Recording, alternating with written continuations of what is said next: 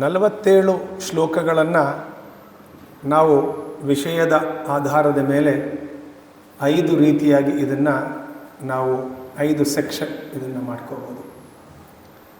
ಮೊದಲನೇದಾಗಿ ನಾವು ಶ್ಲೋಕದ ಬಗ್ಗೆ ನೋಡೋಕ್ಕೆ ಮುಂಚೆ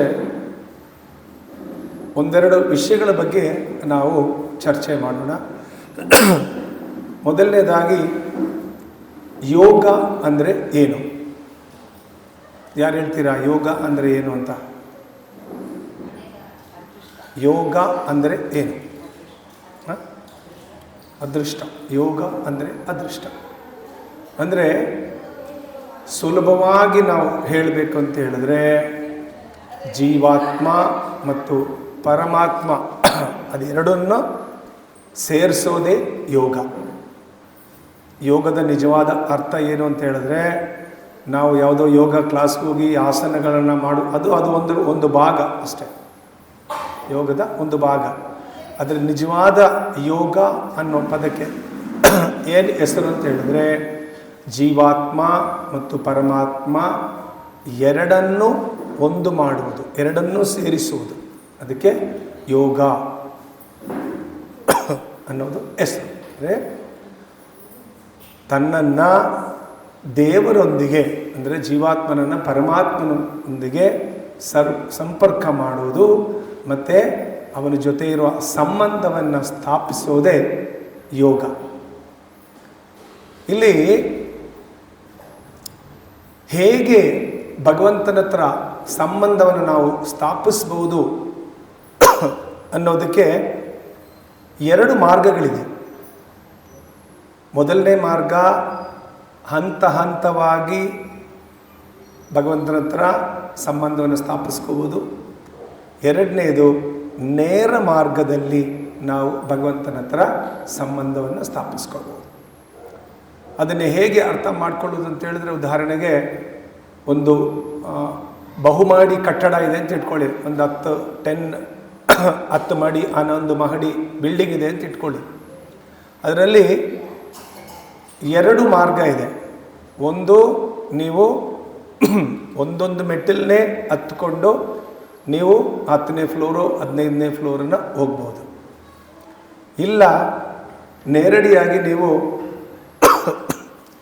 ಲಿಫ್ಟ್ ಮುಖಾಂತರ ಯಾವುದೇ ಒಂದು ಮಹಡಿಯನ್ನು ಹತ್ತದಿರ ಡೈರೆಕ್ಟಾಗಿ ನೀವು 10ನೇ ಮಹಡಿಗೋ 15ನೇ ಮಹಡಿಗೋ ಹೋಗ್ಬೋದು ಲಿಫ್ಟಿನ ಮುಖಾಂತರ. ಹೌದಲ್ವ? ಇದನ್ನು ಹಂತ ಹಂತವಾಗಿ ಮೊದಲನೇದಾಗಿ ಹಂತ ಹಂತವಾಗಿ ಅಂದರೆ ಒಂದೊಂದು ಸ್ಟೆಪ್ ಹತ್ಕೊಂಡು ನೀವು 10ನೇ ಫ್ಲೋರ್ಗೆ ಹೋಗ್ಬೋದು, ಇಲ್ಲ ಡೈರೆಕ್ಟಾಗಿ ಲಿಫ್ಟಲ್ಲೂ ನೀವು ಹೋಗ್ಬೋದು. ಅದರಲ್ಲಿ ಮೊದಲನೇದಾಗಿ ಈ 2 ಇದರಲ್ಲಿ ಮೊದಲನೇದು ನಾವು ನೋಡೋಣ. ಹಂತ ಹಂತವಾಗಿ ಅಂದರೆ ಇದನ್ನು ಯೋಗದ ಲ್ಯಾಡರ್, ಯೋಗದ ಏಣಿ ಅಂತ ಕೂಡ ಹೇಳ್ತಾರೆ ಇದನ್ನು. ಈ ಯೋಗ ಲ್ಯಾಡರ್ನಲ್ಲಿ, ಯೋಗ ಏಣಿಯಲ್ಲಿ 3 ಹಂತಗಳನ್ನು ಹೊಂದಿದೆ. ಯಾವುದೋ ಈ ಹಂತ ಹಂತವಾಗಿ ಹೋಗೋದು 3 ಒಂದು ಹಂತಗಳನ್ನು ಇದರಲ್ಲಿ ಹೊಂದಿದೆ. ಅದು ಮೊದಲನೇದಾಗಿ ಜ್ಞಾನಯೋಗ, ಎರಡನೇದು ಧ್ಯಾನ ಯೋಗ, ಮೂರನೇದು ಭಕ್ತಿ ಯೋಗ. ಇಲ್ಲಿ ಆರಂಭದಲ್ಲಿ ನಾವೆಲ್ಲರೂ ಕೂಡ ಎಲ್ಲ ಜೀವಾತ್ಮರು, ಎಲ್ಲ ಜೀವಿಗಳು ಆರಂಭದಲ್ಲಿ ಏನು ಮಾಡ್ತಾರೆ? ಇಂದ್ರಿಯ ತೃಪ್ತಿಯಲ್ಲಿ ತೊಡ್ಕೊಂಡಿರ್ತಾರೆ, ಭೌತಿಕವಾದ ವ್ಯವಹಾರಗಳಲ್ಲಿ ನಮ್ಮನ್ನು ತೊಡಗಿಸ್ಕೊಂಡಿರ್ತಾರೆ. ಬಹಳ ಜನ ಜೀವನದ ಇಡೀ ಜೀವನ ಪೂರ್ತಿ ಈ ಒಂದು ಹಂತದಲ್ಲೇ ಇರ್ತಾರೆ. ಅಂದರೆ ಇಂದ್ರಿಯ ತೃಪ್ತಿ ಹೆಚ್ಚಿಗೆ ನಾವು ಈ ಭೌತಿಕ ಪ್ರಕೃತಿಗಳಲ್ಲಿ ನಮ್ಮನ್ನು ತೊಡಗಿಸ್ಕೊಳ್ಳೋದು. ಆದರೆ ಕ್ರಮೇಣ ಏನಾಗ್ತದೆ ಅಂತ ಹೇಳಿದ್ರೆ, ಈ ಒಂದು ಕ್ರಮೇಣ ಹಂತ ಹಂತವಾಗಿ ಈ ಒಂದು ಹಂತದ ನಂತರ ಅವರೇನು ಯೋಚನೆ ಮಾಡ್ತಾರೆ ಅಂತ ಹೇಳಿದ್ರೆ, ಈ ಜೀವನ ಇರೋದು ಬರೀ ಇಂದ್ರಿಯ ತೃಪ್ತಿಗೋಸ್ಕರ ಅಲ್ಲ ಅನ್ನೋ ಒಂದು ಅರಿವು ಅವರಿಗೆ ಗೊತ್ತಾಗ್ತದೆ. ಅದು ಅರಿವಾದಾಗ ಅವ್ರು ಏನು ಮಾಡ್ತಾರೆ ಅಂದರೆ, ನಮ್ಮ ವೈದಿಕ ತತ್ವಗಳ ಪ್ರಕಾರ ಶಾಸ್ತ್ರಗಳಲ್ಲಿ ಏನು ಕೊಟ್ಟಿದೆಯೋ ಅದ್ರ ಪ್ರಕಾರ ಅವರ ಜೀವನವನ್ನು ನಡೆಸಲಿಕ್ಕೆ ಪ್ರಾರಂಭ ಮಾಡ್ತಾರೆ. ಆಗ್ಲೂ ಅವರು ಇಂದ್ರಿಯ ತೃಪ್ತಿಯಲ್ಲಿ ತೊಡಗ್ತಾರೆ. ಅದು ಶಾಸ್ತ್ರಗಳಲ್ಲಿ ಕೊಟ್ಟಿರೋ ಥರ ಜೀವನವನ್ನು ನಡೆಸಕ್ಕೆ ಶುರು ಮಾಡಿದ್ರೆ ಕೂಡ ಆಗ್ಲೂ ಅವರು ಇಂದ್ರಿಯ ತೃಪ್ತಿಯಲ್ಲಿ ತೊಡಗ್ತಾರೆ. ಬಟ್ ಹೇಗೆ ಅಂದರೆ, ಶಾಸ್ತ್ರದಲ್ಲಿ ಹೇಗೆ ಕೊಟ್ಟಿದೆಯೋ ನ್ಯಾಯಸಮ್ಮತವಾಗಿ ಆ ರೀತಿಯಾದ ಇಂದ್ರಿಯ ತೃಪ್ತಿಗಳಲ್ಲಿ ಅವರೇನು ಮಾಡ್ತಾರೆ, ತಮ್ಮನ್ನು ತೊಡಗಿಸ್ಕೊಳ್ತಾರೆ. ಇಂದ್ರಿಯ ತೃಪ್ತಿ ಮಾಡೇ ಮಾಡ್ತಾರೆ, ಬಟ್ ಶಾಸ್ತ್ರದಲ್ಲಿ ಹೇಗೆ ಕೊಟ್ಟಿದೆಯೋ ಅದೇ ರೀತಿಯಾಗಿ ತಮ್ಮನ್ನು ತೊಡಗಿಸ್ಕೊಳ್ತಾರೆ. ಅದನ್ನು ಕರ್ಮಯೋಗ ಅಂತ ಹೇಳ್ತಾರೆ. ಆಗ ಈ ರೀತಿ ತನ್ನ ಜೀವನವನ್ನು ಬದಲಾಯಿಸ್ಕೊಂಡು ಏನು ಮಾಡ್ತಾರೆ, ಈ ಕರ್ಮಯೋಗದ ನಂತರ ಏನು ಮಾಡ್ತಾರೆ, ಬಹಳ ಕೆಲವರು ಏನು ಮಾಡ್ತಾರೆ, ಪರಮಾತ್ಮನ ಬಗ್ಗೆ ಆ ಜ್ಞಾನವನ್ನು ತಗೊಳ್ಳಿಕ್ಕೆ ಕೆಲವರಿಗೆ ಆಸಕ್ತಿ ಬರ್ತದೆ. ಈ ರೀತಿ ಕರ್ಮಯೋಗದ ಮುಖಾಂತರ ಮುಂದಿನ ಸ್ಟೇಜ್ ಏನು ಮಾಡ್ತಾರೆ, ಅವರು ಪರಮಾತ್ಮನ ಬಗ್ಗೆ ಜ್ಞಾನವನ್ನು ಪಡ್ಕೊಳ್ಳೋಕ್ಕೆ ಆಸಕ್ತಿ ಪಡ್ತಾರೆ. ಅಂದರೆ ಭಗವಂತ ಅಂದರೆ ಯಾರು, ಜೀವಾತ್ಮ ಅಂದರೆ ಯಾರು, ನಮಗೂ ಪರಮಾತ್ಮನಿಗಿರುವ ಸಂಬಂಧ ಏನು, ಈ ರೀತಿಯಾದ ಒಂದು ಜ್ಞಾನವನ್ನು ಪಡೀಲಿಕ್ಕೆ ಅವರು ಆಸಕ್ತಿ ಹೊಂದಿರ್ತಾರೆ. ಇದನ್ನು ಜ್ಞಾನಯೋಗದ ಹಂತ ಅಂತ ಕರೀತಾರೆ. ಈ ಒಂದು ಸ್ಟೇಜನ್ನು ಜ್ಞಾನಯೋಗದ ಹಂತ ಅಂತ ಕರೀತಾರೆ. ಈಗ ಇವರಿಗೆ ಆ ಪರಮಾತ್ಮನ ಬಗ್ಗೆ ಜ್ಞಾನವನ್ನು ಪಡೆದಾಯಿತು. ಪಡೆದ ನಂತರ ಮುಂದೆ ಏನು ಮಾಡ್ತಾರೆ ಅವರು ಅಂತ ಹೇಳಿದ್ರೆ, ಅವರು ಭಗವಂತನ ಕಡೆಗೆ ಅವರಿಗೆ ಆಕರ್ಷಣೆ ಬೆಳೀತದೆ. ಅಂದರೆ ಭಗವಂತನನ್ನ ಯಾವ ರೀತಿ ನಾವು ಪ್ರಾರ್ಥಿಸಬೇಕು, ಯಾವ ರೀತಿ ಧ್ಯಾನ ಮಾಡಬೇಕು ಭಗವಂತನ ಅನ್ನೋದನ್ನು, ಭಗವಂತನಿಗೆ ಯಾವ ರೀತಿ ಸೇವೆ ಮಾಡಬೇಕು ಇದನ್ನು ತಿಳ್ಕೊಂಡು ಆ ರೀತಿ ಮಾಡೋಕ್ಕೆ ಪ್ರಾರಂಭಿಸ್ತಾರೆ. ಇದನ್ನು ಧ್ಯಾನ ಯೋಗ ಅಥವಾ ಅಷ್ಟಾಂಗ ಯೋಗ ಅಂತ ಕರೀತಾರೆ. ಅಂದರೆ ಮುಂದಿನ ಸ್ಟೇಜ್. ಈ ಧ್ಯಾನ ಯೋಗ ಅಷ್ಟಾಂಗ ಯೋಗದ ನಂತರ ಏನು ಮಾಡ್ತಾರೆ, ಅವರಿಗೆ ಅದರಲ್ಲಿ ಭಗವಂತನ ಪರಮ ಸ್ವರೂಪ ಮತ್ತು ಆ ಲೀಲೆಗಳ ಬಗ್ಗೆ ಅವರು ಧ್ಯಾನ ಮಾಡಕ್ಕೆ ಶುರು ಮಾಡ್ತಾರೆ. ಆ ರೀತಿ ಮಾಡಿದಾಗ ಅವ್ರಿಗೇನಾಗ್ತದೆ, ಆ ಭಗವಂತನಿಗೆ ಸೇವೆಯನ್ನು ಮಾಡೋ ಒಂದು ಅಪೇಕ್ಷೆ ಅವರಲ್ಲಿ ಉಂಟಾಗ್ತದೆ.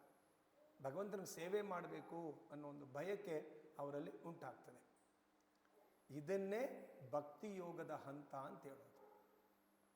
ಬಟ್ ಎಲ್ಲ ಇದಕ್ಕಿಂತ ಇದು ಬಹಳ ಸುಲಭ. ಅಂದರೆ ಭಗವಂತನ ರೂಪವನ್ನು, ಲೀಲೆಗಳನ್ನು ಮತ್ತು ಅವನ ಕಾರ್ಯಗಳನ್ನು ನಾವೇನು ಮಾಡಬೇಕು, ಧ್ಯಾನಿಸಬೇಕು.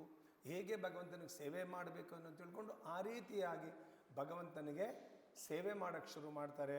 ಅದರಲ್ಲಿ ಅವರಿಗೆ ಆಸಕ್ತಿ ಬೆಳೀತದೆ.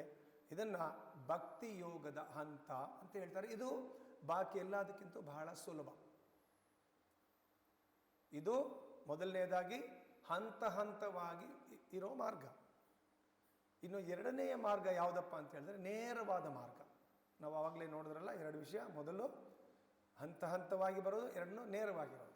ಈಗ ಇಷ್ಟೊತ್ತು ನಾವು ಡಿಸ್ಕಸ್ ಮಾಡಿದ್ದು ಹಂತ ಹಂತವಾಗಿ ಯಾವ ರೀತಿ ಬರೋದು ಅನ್ನೋದು. ಮುಂದೆ ಎರಡನೇದು ಬಂದ್ಬಿಟ್ಟು ನೇರ ಮಾರ್ಗ. ಅಂದರೆ ಭಗವಂತನ ಭಕ್ತಿ ಸೇವೆಯಲ್ಲಿ ನೇರವಾಗಿ ನಾವು ತೊಡಕೊಳ್ಳೋದು. ಇದು ಬಹಳ ಸುಲಭ ಮಾರ್ಗ ಕೂಡ ಹೌದು.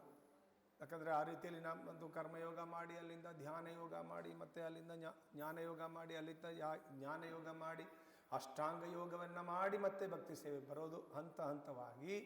ಎರಡನೇ ಮಾರ್ಗ ನೇರವಾದ ಮಾರ್ಗ. ಭಗವಂತನ ಸೇವೆಯಲ್ಲಿ ಅಲ್ಲಿ ಒಂದೊಂದು ಸ್ಟೆಪ್ಪು ನಾವು ತಿಳ್ಕೊಂಬಂದು ಆಸಕ್ತಿ, ಒಂದೊಂದು ಸ್ಟೆಪ್ ಮೇಲೆ ನಮಗೆ ಆಸಕ್ತಿ ಬೆಳೆದು ಕೊನೆಯಲ್ಲಿ ಭಗವಂತನ ಭಕ್ತಿ ಸೇವೆಗೆ ಬರ್ತೀವಿ. ಆದರೆ ಎರಡನೇ ಮಾರ್ಗದಲ್ಲಿ, ನೇರವಾದ ಮಾರ್ಗದಲ್ಲಿ ಡೈರೆಕ್ಟಾಗಿ ನಾವು ಭಗವಂತನಿಗೆ ಸೇವೆಯನ್ನು ಮಾಡೋದು. ಆದರೆ ಇಲ್ಲಿ ಒಬ್ಬರು ನೀವು ಹಂತ ಹಂತವಾಗಿಯೂ ಕೂಡ ನೀವು ಸೇವೆಯನ್ನು ಮಾಡ್ಬೋದು, ಅಥವಾ ನೇರವಾದ ಪ್ರಕ್ರಿಯೆಯನ್ನು ಕೂಡ ನೀವು ಆರಿಸ್ಕೋಬೋದು. ಇದು ಯಾವುದೂ ಲೆಕ್ಕಕ್ಕೆ ಬರೋದಿಲ್ಲ. ಇಲ್ಲಿ ಎರಡು ನೀವು ಮಾಡಬೇಕು ಅಂದರೂ ಕೂಡ ಮುಖ್ಯವಾಗಿ ನಮಗೆ ಸಹಕಾರಿ ಆಗಬೇಕಾಗಿರೋದು ನಮ್ಮ ಮನಸ್ಸು. ನೀವು ಹಂತ ಹಂತವಾಗಿ ಮಾಡಿದ್ರು ಸರಿ, ನೇರವಾಗಿ ಮಾಡಿದ್ರು ಸರಿ. ಇದು ಏನಾದರೂ ಈ ಎರಡು ವಿಧಗಳು ನಮಗೆ ಸಹಕಾರಿಯಾಗಿ ನಮಗೆ ಉಪಯೋಗ ಆಗಬೇಕಂದ್ರೆ ನಮಗೆ ಹೆಲ್ಪ್ ಮಾಡಬೇಕಾಗಿರೋದು ಯಾವುದು? ನಮ್ಮ ಮನಸ್ಸು ನಮಗೆ ಸಹಕಾರಿಯಾಗಿರಬೇಕು. ಮಾಡಬೇಕು. ಅಂದರೆ ನಾವು ನಮ್ಮ ಮನಸ್ಸನ್ನು ಹತೋಟಿಯಲ್ಲಿ ಇಟ್ಟುಕೊಳ್ಳದಿರ ಹೊರತು ನಾವು ಭಗವಂತನನ್ನು ಪಡೀಲಿಕ್ಕೆ ಸಾಧ್ಯ ಇಲ್ಲ. ಅದರಿಂದ ನಮಗೇನಾಗ್ತದೆ, ಈ ಮನಸ್ಸಿನ ಸ್ವಭಾವವನ್ನು ಅರ್ಥ ಮಾಡ್ಕೋಬೇಕು. ನಾವು ಈ ಮನಸ್ಸಿನ ಸ್ವಭಾವ ಎಂಥದ್ದು ಅನ್ನೋದನ್ನು ನಾವು ಮೊದಲು ಅರ್ಥ ಮಾಡ್ಕೋಬೇಕು. ಅದು ನಮಗೆ ಬಹಳ ಬಹಳ ಮುಖ್ಯವಾಗ್ತದೆ ಭಗವಂತನ ತಿಳ್ಕೋಬೇಕಂದ್ರೆ. ಹಾಗಾದರೆ ಮನಸ್ಸಿನ ಸ್ವಭಾವ ಯಾವುದು ಅನ್ನೋದನ್ನು ನಾವು ಅರ್ಥ ಹೇಗೆ ಮಾಡ್ಕೋಬೇಕು ಅನ್ನೋದನ್ನು ನಾವು ಇಲ್ಲಿ ಮೊದಲನೇ ಸೆಕ್ಷನ್ 1ರಿಂದ 9ನೇ ಶ್ಲೋಕದವರೆಗೂ 1ರಿಂದ 9ನೇ ಶ್ಲೋಕವರೆಗೂ ನಾವು ಮೊದಲನೇ ಸೆಕ್ಷನ್ ನೋಡ್ಬೋದು. ಅದರಲ್ಲಿ 5ನೇ ಶ್ಲೋಕದಲ್ಲಿ ಭಗವಂತ ಹೇಳ್ತಾ ಇದ್ದಾರೆ 6.5 6ನೇ ಅಧ್ಯಾಯದಲ್ಲಿ 5ನೇ ಶ್ಲೋಕ ಎನ್ನುವುದು ಉದ್ಧರೇತ್ ಆತ್ಮಾನಂ ಅವಸಾದಯೇತ್ ಆತ್ಮೈವ ಹಿ ಆತ್ಮನೋ ಬಂಧುರ್ ಆತ್ಮೈವ ರಿಪುರ್ ಆತ್ಮನಃ. ಏನು ಅರ್ಥ? ಅನುವಾದ: ಮನುಷ್ಯನು ತನ್ನ ಮನಸ್ಸಿನ ಸಹಾಯದಿಂದಲೇ ತನ್ನನ್ನು ಉದ್ಧಾರ ಮಾಡಿಕೊಳ್ಳಬೇಕು, ತನ್ನನ್ನು ಈನೈಸಿಕೊಳ್ಳಬಾರದು. ಬದ್ಧ ಜೀವಿಗೆ ಮನಸ್ಸೇ ಬಂಧು, ಮನಸ್ಸೇ ಶತ್ರು.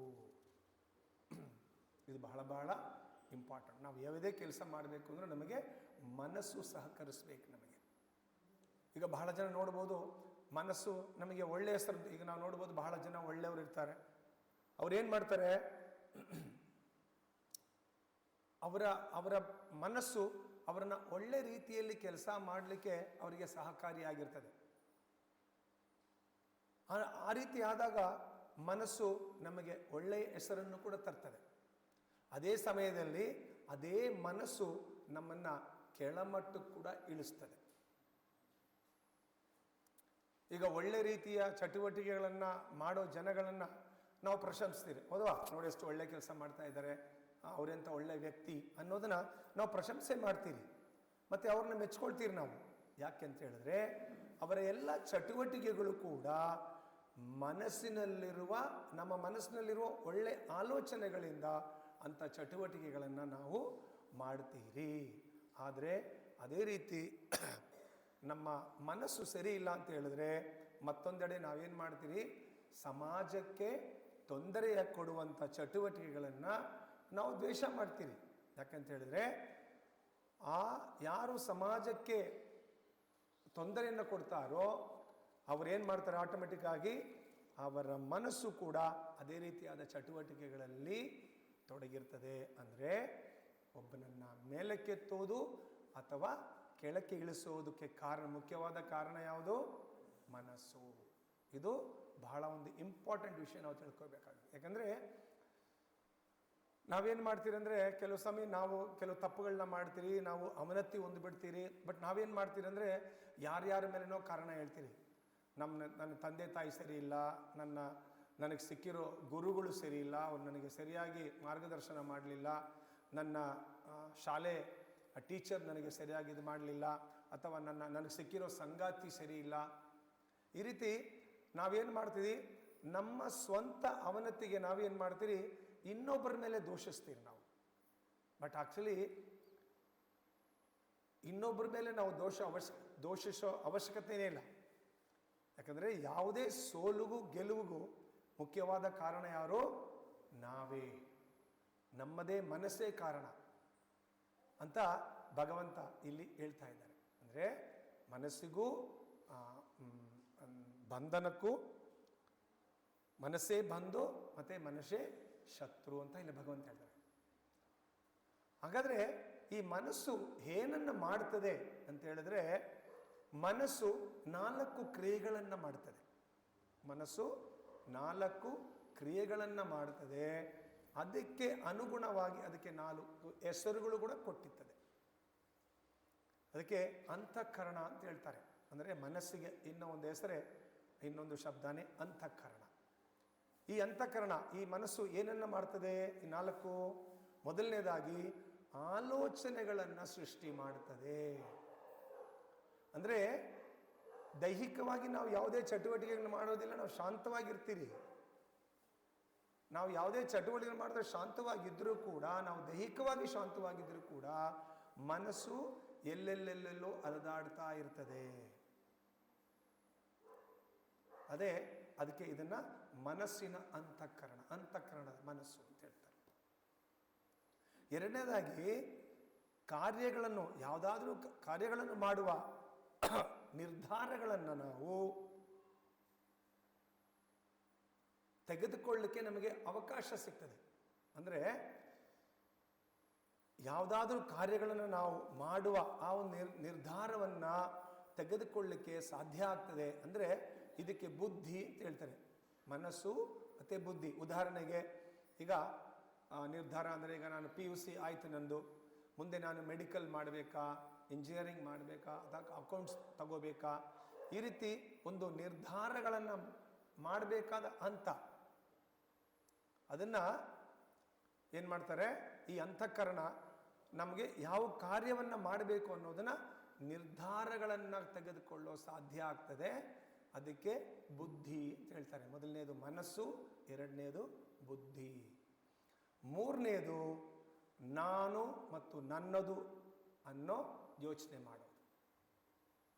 ಅದನ್ನು ಅಹಂಕಾರ, ಸುಳ್ಳು ಅಹಂಕಾರ ಅಂತ ಹೇಳ್ತಾರೆ, ಫಾಲ್ಸ್ ಈಗೋ. ಅಂದರೆ ನಾನು ಅಂದರೆ ಈ ದೇಹ, ಇದೆಲ್ಲವೂ ನನ್ನದೇ, ಇದೆಲ್ಲವೂ ನಾನೇ ಮಾಡಿದ್ದು, ಇದೆಲ್ಲವೂ ನನ್ನಿಂದಾನೇ ಆಗಿದ್ದು. ಅಂದರೆ ನಾನು ನನ್ನದು ಅನ್ನೋ ಒಳಗಡೆ ಈ ಒಂದು ನಿರ್ಧಾರ. ಅಂದರೆ ಅದಕ್ಕೆ ಕಾರಣ ಏನು? ಸುಳ್ಳು ಅಹಂಕಾರ, ಫಾಲ್ಸ್ ಈಗೋ. ನಾಲ್ಕನೇದು ಇಂದ್ರಿಯ ವಸ್ತುಗಳು ಅಥವಾ ಜನರಿಗೆ ಅದರ ಮೇಲೆ ಆಸಕ್ತಿ. ಜನರಿಗೆ ಯಾವುದ್ರ ಮೇಲೆ ಆಸಕ್ತಿ? ಹೆಚ್ಚಿಗೆ ಇಂದ್ರಿಯ ತೃಪ್ತಿಯನ್ನು ಅನುಭವಿಸ್ಬೇಕು ನಾವು ಅನ್ನೋದು. ಅಂದರೆ ಇಂದ್ರಿಯ ವಸ್ತುಗಳ ಮೇಲೆ ಮತ್ತು ಜನಗಳಿಗೆ ಅದರ ಮೇಲೆ ಬರೋ ಆಸಕ್ತಿ, ಅದನ್ನು ಇಚ್ಛೆ ಅಂತ ಹೇಳ್ತಾರೆ. ಅಂದರೆ ಮನಸ್ಸು 4 ಕ್ರಿಯೆಗಳನ್ನು ಮಾಡ್ತದೆ. ಅದಕ್ಕೂ ಅನುಗುಣವಾಗಿ 4 ಹೆಸರುಗಳನ್ನ ಕೊಟ್ಟಿದ್ದಾರೆ. ಯಾವುದದು? ಮೊದಲನೇದಾಗಿ ಮನಸ್ಸು, ಎರಡನೇದು ಬುದ್ಧಿ, ಮೂರನೇದು ಮಿಥ್ಯ ಅಹಂಕಾರ, ಫಾಲ್ಸ್ ಈಗೋ, ನಾಲ್ಕನೇದು ಇಚ್ಛೆ. ಅಂದರೆ ಈ 4 ಮನಸ್ಸಿನ ನಿಜವಾದ ಸ್ವಭಾವ. ಇದನ್ನು ನಾವೆಲ್ಲರೂ ಏನು ಮಾಡಬೇಕು? ನಾವು ಇದನ್ನು ಅರ್ಥ ಮಾಡ್ಕೋಬೇಕು. ಹಾಗಾದರೆ ಈ 4 ನಿಯಂತ್ರಣ ಮಾಡೋ ಶಕ್ತಿನೂ ಭಗವಂತ ನಮ್ಗೆ ಕೊಟ್ಟಿದ್ದಾರೆ. ಆ ಶಕ್ತಿ ನಮಗಿದೆ. ಆತ್ಮದ ಸಹಾಯದಿಂದ ನಾವೇನು ಮಾಡಬೇಕು? ಇಲ್ಲಿ ಮನಸ್ಸು ಒಂದೊಂದು ಕಾರ್ಯಗಳನ್ನು ಮಾಡೋದು ಕೂಡ ಆತ್ಮದ ಸಹಾಯದಿಂದಾನೇ. ಬಟ್ ಅದನ್ನು ನಿಯಂತ್ರಣ ಮಾಡೋ ಶಕ್ತಿ ಕೂಡ ನಮಗಿದೆ. ಅದಕ್ಕೆ ಮುಂದಿನ ಶ್ಲೋಕದಲ್ಲಿ ಭಗವಂತ ಹೇಳ್ತಾರೆ, 6.6 6ನೇ ಶ್ಲೋಕದಲ್ಲಿ ಭಗವಂತ ಹೇಳ್ತಾ ಇದ್ದಾರೆ, ಏನು ಹೇಳ್ತಾ ಇದ್ದಾರೆ? ಬಂಧುರ್ ಆತ್ಮಾತ್ಮಾನಸ್ತಸ್ಯ ಏನಾತ್ಮೇ ವಾತ್ಮನಾಜಿತಃ ಅನಾತ್ಮನಾಸ್ತು ಶತ್ರುತ್ವೇ ವರ್ತೆ ತಾತ್ಮೈವ ಶತ್ರುವತ್. ಅಂದರೆ ಅನುವಾದ, ಮನಸ್ಸನ್ನು ಗೆದ್ದವನಿಗೆ ಮನಸ್ಸೇ ಆತ್ಮೀಯ ಮಿತ್ರ, ಆದರೆ ಹಾಗೆ ಮಾಡಲು ವಿಫಲನಾದವನಿಗೆ ಅವನ ಮನಸ್ಸು ದೊಡ್ಡ ಶತ್ರುವಾಗಿ ಉಳಿಯುತ್ತದೆ. ಅಂದರೆ ಮನಸ್ಸಿನ ದಾಸನಾದವನಿಗೆ ಮನಸ್ಸೇ ಶತ್ರುವಾಗ್ತದೆ.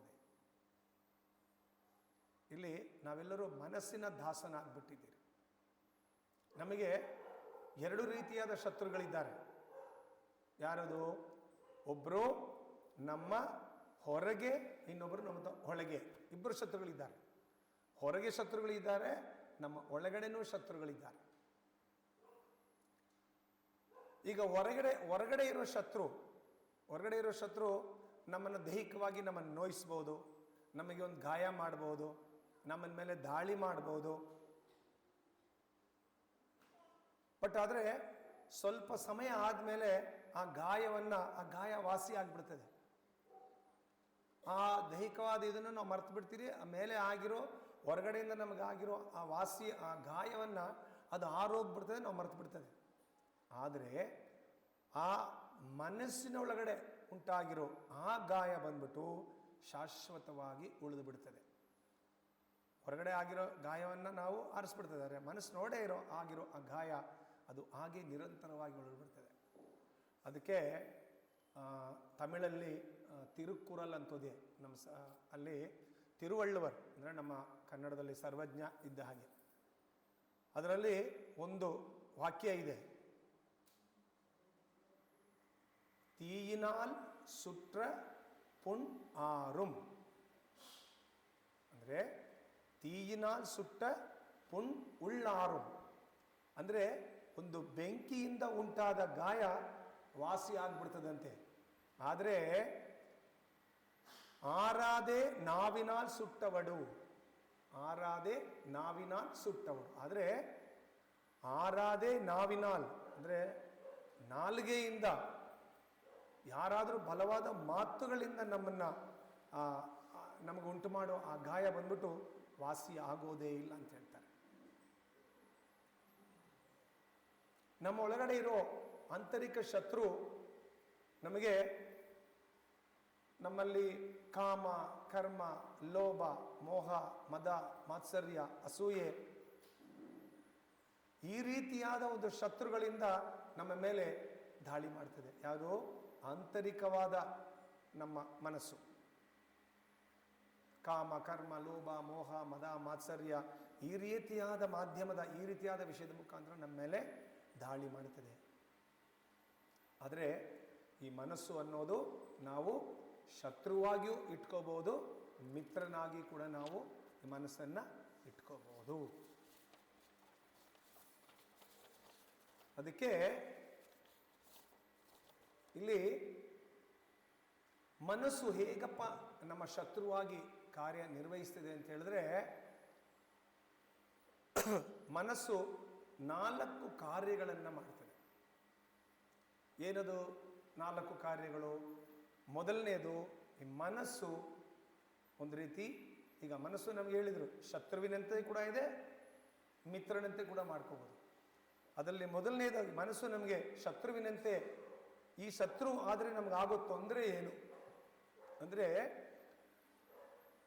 ಮನಸ್ಸು ಶತ್ರು ಆಗಿಬಿಟ್ರೆ ನೆಗೆಟಿವ್ ಆಲೋಚನೆಗಳು ಅಂದರೆ ನಕಾರಾತ್ಮಕ ಆಲೋಚನೆಗಳು ನಮ್ಮ ಮನಸ್ಸನ್ನು ಯಾವಾಗಲೂ, ಈ ಮನಸ್ಸು ಶತ್ರು ಆಗಿಬಿಟ್ರೆ ನಾವು ನಮ್ಮ ಚಿಂತನೆ ಎಲ್ಲ ನೆಗೆಟಿವ್ ಆಗಿಯೇ ಚಿಂತೆ ಮಾಡ್ತಾ ಇರ್ತೀವಿ, ನಾವು ನೆಗೆಟಿವ್ ಆಗಿ ಆಲೋಚನೆ ಮಾಡ್ತಾ ಇರ್ತೀವಿ. ನಾವು ಈ ನೆಗೆಟಿವ್ ಆಗಿ ಆಲೋಚನೆ ಮಾಡೋದ್ರಿಂದ ಏನಾಗ್ತದೆ, ಅದೇ ರೀತಿಯಾದ ಭಾವನೆಗಳು ನಮ್ಮಲ್ಲಿ ಉಂಟಾಗ್ತದೆ.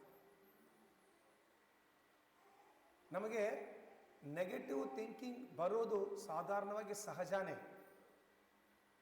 ಆದರೆ ಆ ನೆಗೆಟಿವ್ ಥಿಂಕಿಂಗ್ ನಮ್ಮಲ್ಲಿ ಬಂದಾಗ, ನಕಾರಾತ್ಮಕ ಚಿಂತನೆಗಳು ನಮ್ಮಲ್ಲಿ ಬಂದಾಗ ನಾವೇನು ಮಾಡ್ತಾ ಇದ್ದೀರಿ, ಅದರ ಬಗ್ಗೆನೇ ನಾವು ಧ್ಯಾನ ಮಾಡಿ ಅದ್ರ ಬಗ್ಗೆನೇ ಯೋಚನೆ ಮಾಡಲಿಕ್ಕೆ ಪ್ರಾರಂಭ ಆದಾಗ ಏನಾಗ್ತದೆ, ಅದು ಪಾಪವಾಗಿ ಬದಲಾಗ್ತದೆ.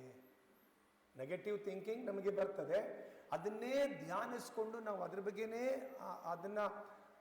ಅದನ್ನು ಕಾರ್ಯಗತ ಮಾಡೋದಕ್ಕೆ ಯೋಚನೆ ಮಾಡಿದಾಗ ಏನಾಗ್ತದೆ, ಅದೇ ನಮಗೆ ಪಾಪವಾಗಿ ಬದಲಾಗ್ತದೆ.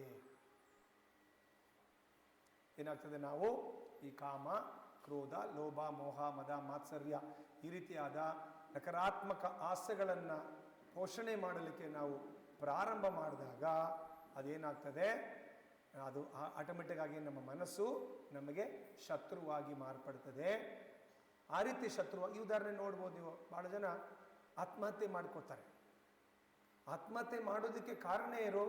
ಅವರ ಮನಸ್ಸೇ ಕಾರಣ, ಅವರಲ್ಲಿ ಬರೋ ಆಲೋಚನೆಗಳೇ ಕಾರಣ. ನನಗೆಲ್ಲನೂ ಇದಾಗೋಯ್ತು, ನಾನು ಇನ್ನು ಜೀವನ ಮಾಡಬಾರ್ದು, ನಾನು ಆತ್ಮಹತ್ಯೆ ಮಾಡ್ಕೋಬೇಕು, ನಾನು ಜೀವನ ಯೋಚನೆ ಮಾಡೋದು ಯಾರು? ಮನಸ್ಸು.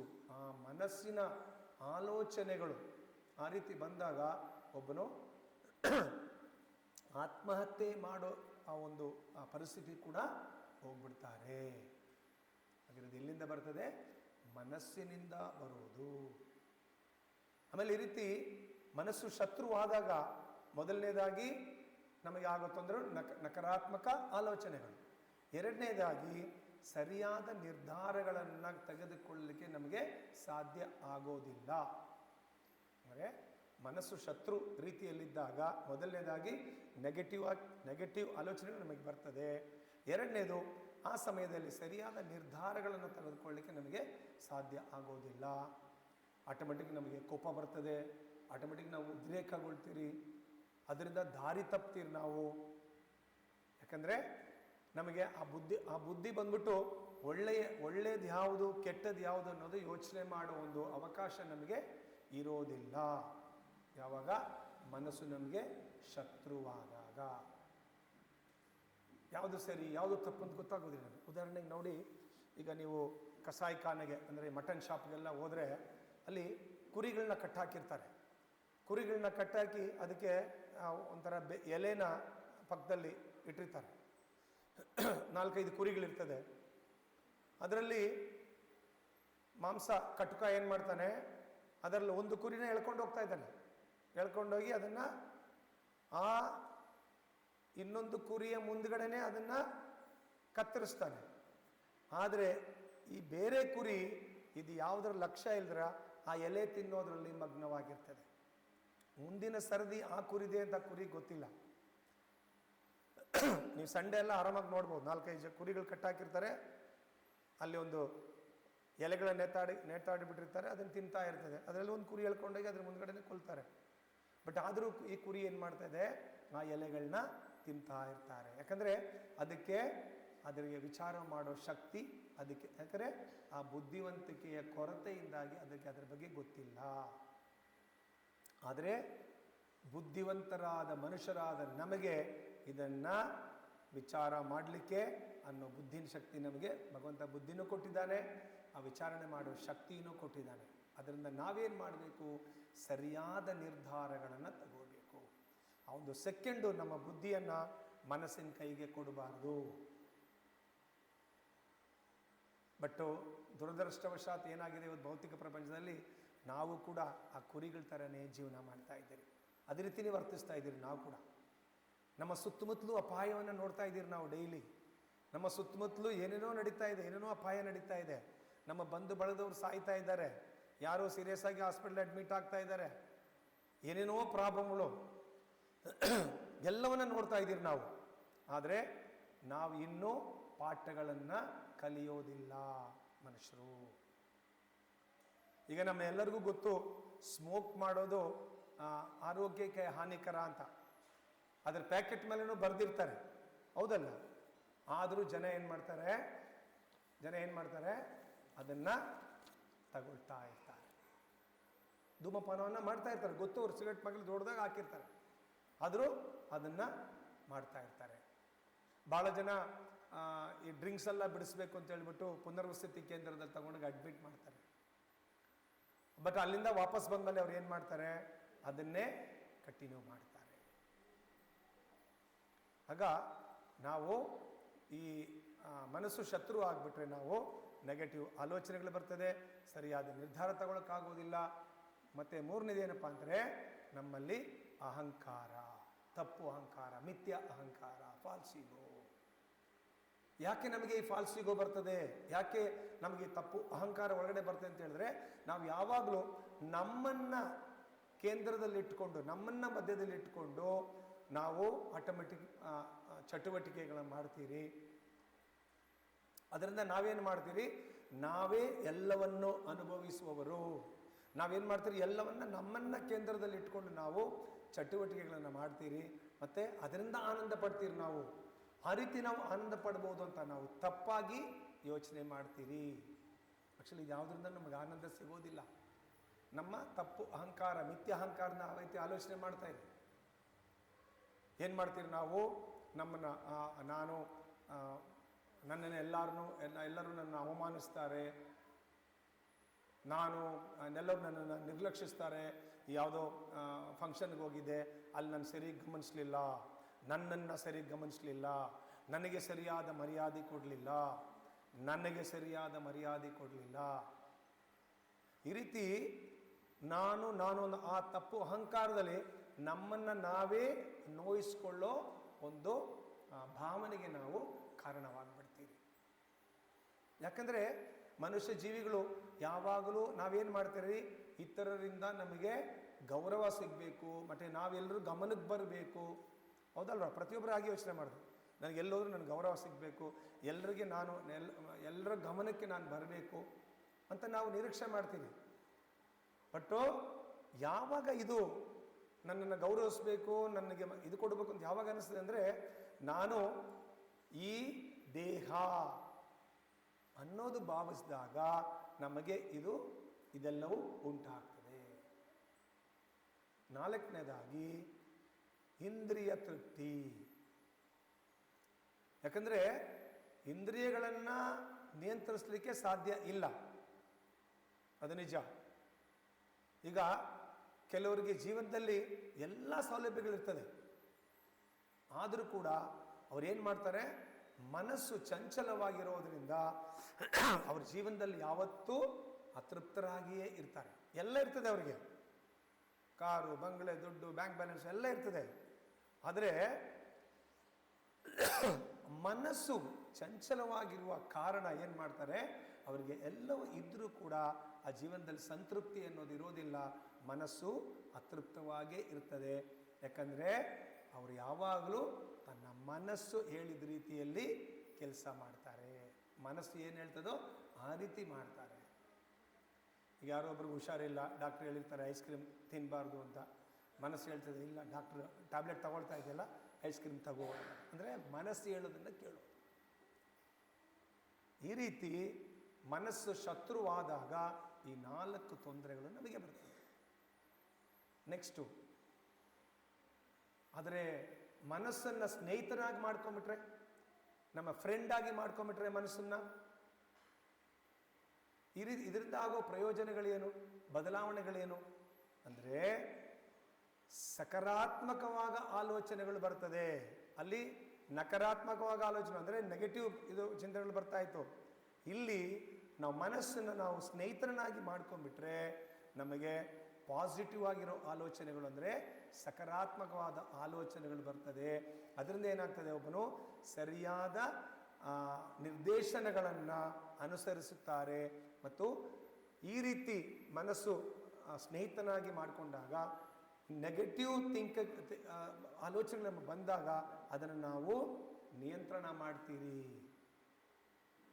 ಹಾಗೆ ಹೇಗೆ ಇದು ಸಾಧ್ಯ, ಹೇಗೆ ನಿಯಂತ್ರಣ ಮಾಡ್ತೀರಿ ಅಂದರೆ ಕೃಷ್ಣ ಪ್ರಜ್ಞೆಯಲ್ಲಿ ತೊಡಗೋದ್ರ ಮುಖಾಂತರ ನಾವೇನು ಮಾಡ್ತೀರಿ, ಇದು ಸಾಧ್ಯ. ಅಂದರೆ ಪಾಸಿಟಿವ್ ಥಿಂಕಿಂಗ್ ಇರೋರಿಗೆ, ಮನಸ್ಸನ್ನು ಯಾರು ಸ್ನೇಹಿತನಾಗಿ ಮಾಡ್ಕೊಂಡ್ಬಿಟ್ಟಿದ್ದಾರೋ ಅವರಿಗೆ ಪಾಸಿಟಿವ್ ಥಿಂಕಿಂಗ್ ಇರ್ತದೆ. ಆಮೇಲೆ ನಕಾರಾತ್ಮಕ ಪ್ರಚೋದನೆಗಳನ್ನು ಅವರು ನಿಯಂತ್ರಣ ಮಾಡ್ತಾರೆ.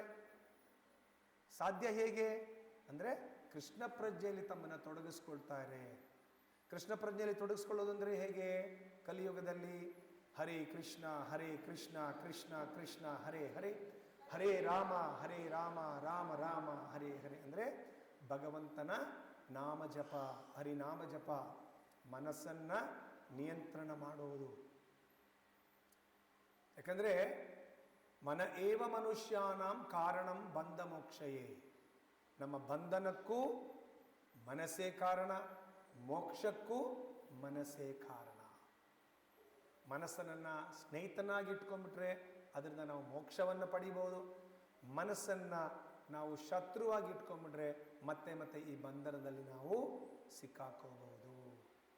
ಎರಡನೇದು, ಮನಸ್ಸನ್ನು ಸ್ನೇಹಿತನಾಗಿ ಮಾಡ್ಕೊಂಡ್ಬಿಟ್ರೆ ಎರಡನೇ ವಿಷಯ, ಸರಿಯಾದ ನಿರ್ಧಾರಗಳನ್ನು ತೆಗೆದುಕೊಳ್ಳೋ ಸಾಮರ್ಥ್ಯ ನಮಗೆ ಸಿಗ್ತದೆ. ಅಂದರೆ ಒಬ್ಬರಿಗೆ ಒಳ್ಳೆಯದು ಯಾವುದು ಕೆಟ್ಟದ್ದು ಯಾವುದು ಅನ್ನೋದನ್ನು ಗುರುತಿಸಲಿಕ್ಕೆ ಸಾಧ್ಯ ಆಗ್ತದೆ. ಮತ್ತು ಪ್ರಗತಿಪರವಾದ ಮತ್ತು ಆರೋಗ್ಯಕರವಾದ ಆಯ್ಕೆಯನ್ನು ಮಾಡಲಿಕ್ಕೆ ನಮಗೆ ಸಾಧ್ಯ ಆಗ್ತದೆ ಯಾವಾಗ ಮನಸ್ಸನ್ನು ಸ್ನೇಹಿತನನ್ನಾಗಿ ಮಾಡಿಕೊಂಡ್ರೆ. ಮೂರನೇದು, ಯಾವುದೇ ಒಂದು ಚಟುವಟಿಕೆಗಳನ್ನ ಮಾಡಲಿ ತಾನೇ ಅದರ ಕರ್ತ ಅಂತ ಇವನು ಭಾವಿಸುವುದಿಲ್ಲ. ಯಾರು ಮನಸ್ಸನ್ನು ಸ್ನೇಹಿತನಾಗಿ ಇಟ್ಕೊಂಡ್ಬಿಟ್ಟಿದ್ದಾರೋ ಅವರು ಒಬ್ಬನು ತನ್ನನ್ನು ಚಟುವಟಿಕೆಗಳ ಕರ್ತ ಅಂದರೆ ನಾನೇ ಎಲ್ಲವನ್ನ ಮಾಡ್ತಾ ಇದ್ದೀನಿ ಅನ್ನೋದನ್ನು ಭಾವಿಸೋದಿಲ್ಲ. ಯಾಕಂದರೆ ಅವನು ಗೊತ್ತು, ನಾನು ಈ ದೇಹ ಅಲ್ಲ ಆತ್ಮ ಅನ್ನೋದನ್ನು ಅವನು ಅರ್ಥ ಮಾಡಿಕೊಳ್ತಾರೆ.